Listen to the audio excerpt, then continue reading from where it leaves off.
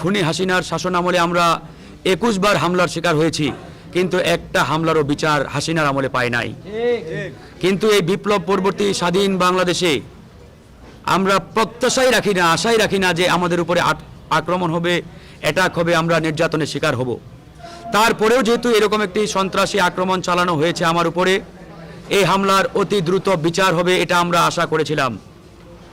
কিন্তু এখানেও যে নাটকীয়তা, সরকারের আইনশৃঙ্খলা বাহিনীর যে নীরবতা এবং তাদের যে নানামুখী ষড়যন্ত্রের গন্ধ আমরা বিগত কয়েকদিন ধরে দেখতে পাচ্ছি, তাহলে আজকে আমরা বলতে বাধ্য হচ্ছি যে আওয়ামী লীগের যে কালচার, আওয়ামী লীগের যে সংস্কৃতি ছিল আর বর্তমানে ডক্টর মোহাম্মদ ইউনূসের সরকারের আমলের এই যে কালচার সংস্কৃতির মধ্যে তফাৎটা কোথায়?